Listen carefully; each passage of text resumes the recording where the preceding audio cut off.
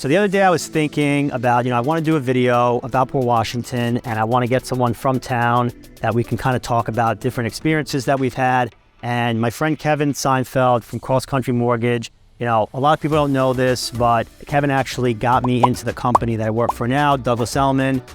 We both graduated from Schreiber High School in Port Washington. I was 04, he was 1988.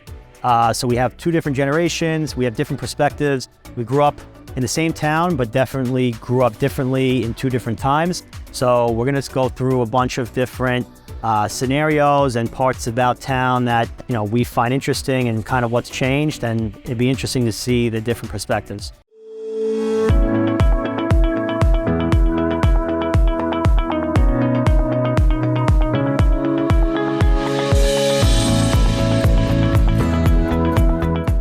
Hi everyone, I'm Kevin Seinfeld with Cross Country Mortgage, born and raised in Port Washington. Lived here for about 50 years now. I love the town, and we're going to talk a little bit about the differences of me and Mike growing up in town, how things are similar and how they're different over time. So one of the things that I thought of that would be definitely different from when I grew up to when Kevin grew up was, we used to go to a lot of house parties. They used to get broken up between like 10:30 and 11:30. And it was always a matter of where do we go next and how do we extend the night because we don't want to go home. So Kevin, when you got kicked out of a house and the party was broken up, where did you guys kind of go for the after the party? Well, it's funny. We went to usually two places. A lot of times it was Half Moon Beach where the parties sometimes originated. We'll go back to a house and then back to the beach because the cops couldn't get down to the beach. And then other times we go to Burger King parking lot, where back then it was just Burger King and a sandpit next door where Lewis Oil used to be. Yeah, how about you? So for me, similar with Burger King, we always used to go to the Burger King parking lot, and obviously always have somewhere to eat. But that parking lot was definitely more developed when I was in high school. They had knocked down the oil and they actually ended up putting Stop and Shop up. Not that it made a difference to us, but that whole development kind of changed. And then I would say second place was actually either the docks, the big docks, or the little docks. And it's funny because our meeting spot used to be the little docks. And then, we would kind of all join there and then we would kind of go out for the night. And it's just funny how full circle you would start out at beach, head out and then end up back there. And then for us, it was mini docks, go out and then come back to mini docks. It's funny, I don't think there were mini docks back then. Yeah, we had mini docks and big docks. Yeah. Hey, well, when I grew up, we played baseball, PYAM, PAL, but PAL was different. PAL was nighttime baseball. Everyone wanted to hit the ball into the water. There was no fence or anything. We had the same sponsors in town, but it was almost the elite came to play sports here at night. It was like the highlight. There were people here all the time. They had lights to light up the field. They had lights to light, kind of cool. And recently, they've redone the whole field. They redid the clubhouse. Looks good. Looks great. And now it's becoming popular again for all sports in town. Cool.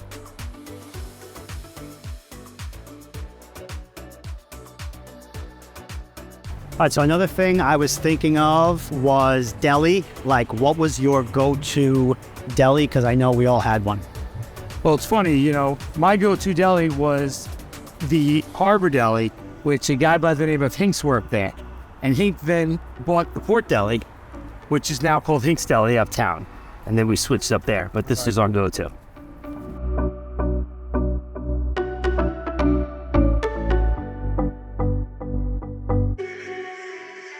So this is how you can tell that you're not from town. They wrap these up so they always spill, so now they wrap them with the plastic and you just put the straw through. And how you can tell you're not a townie is when you take the plastic off the cup and completely negate the purpose of the plastic.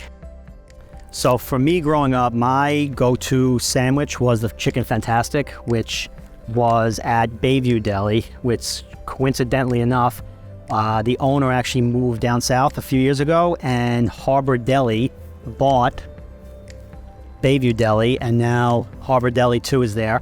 But it was almost sacrilegious when you were in high school to not walk around with a 32-ounce styrofoam cup of half and half iced tea and lemonade. And the secret at Bayview was they put a little bit of orange juice in it, and that's why it kind of tasted a little different. And since we're talking about differences in times and, old and new, we used to walk around with the styrofoam cups, and now because of environmental changes and all that, now they're putting them in plastic cups. And one of the fun things to do with your buddies was to go up to them, take a pencil and stab it in the bottom of the styrofoam cup and watch all of the half and half go on the floor.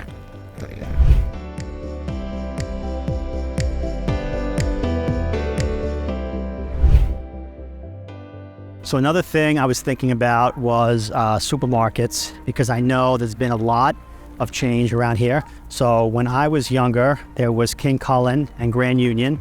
And I remember you were saying that in this parking lot, this Home Goods used to be Grand Union. Used to be a Grand Union. Yeah, so King Cullen was where TJ Maxx is back in the 70s. Then it moved to where Target was. But before King Cullen or Target, there was actually Bay-Bowl, which was there for years, but we had all our kids' birthday parties. Yeah, so that's pretty cool. I actually, when I moved into town, it was 93, and the bowling alley was not there. I'm not sure how far prior they got rid of it, but you know, now we're in this parking lot where Burger King is and where the oil tanks were, we were talking about prior. And, you know, now Stop and Shop is here. This is really the only supermarket in town now, and it's constantly filled. My mom complains all the time about how busy it is because there's no other option for grocery store. So one of the other funny things that I think, you know, we kind of realized is when, you know, I talk about Burger King, you talk about Burger King, the new kids from today have another option if they come into the Burger King parking lot, and they can eat a cafe, which after 10 o'clock, you end up with $5 burritos. I'm sure that comes into play more now than chicken nuggets and cheeseburgers. So for me, sports growing up, you know, I played PYA, and it was dramatically different today than it was when I played. You know, being here now, it's super cool because one, I live down here for baseball. You know, I didn't play football. They didn't do soccer. I didn't play lacrosse, so I really just lived down here for baseball. But I could remember, you know, summertime in August, like 120 degrees, Mr. Cosolito just slapping ground balls at me, one after another for travel baseball or whatever, you know, trying to go to Cooperstown, all that. These are definitely my best memories of being a kid, growing up here, and just kind of seeing how this has all changed. I didn't get to take advantage of it, but I'm glad that, you know, the kids that are playing now do. You know, when I was younger, this field was just one big grass field. There was none of these baseball diamonds. There was no lacrosse down here, nothing. We didn't have Cosolito. We had Ronnie Henderson. You know, big difference. Big difference in time. And, you know, when I was playing too, all I can remember is the outfields before they like really got the fields in shape, just having dandelions all over.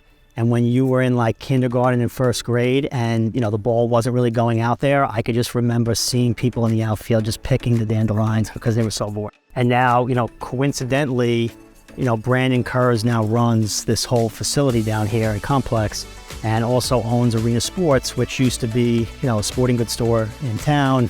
And he now owns it, took it over. And it's kind of cool to see someone I grew up with now kind of taking over and, you know, fulfilling that new role of kind of running the Little League.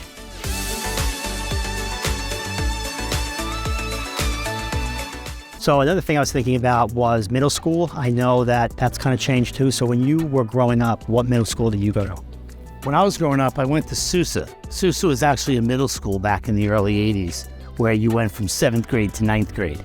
So hence when I went to high school, I never was in 9th grade in high school. We went right to 10th grade, and that's when the middle school Sousa turned into an elementary school, which is why it's one of the bigger schools in town and actually still has the lockers. The lockers, yeah. I remember playing basketball. There used to be the lockers, and then, you know, I realized that too. It's also, like you said, one of the bigger schools, which is kind of cool.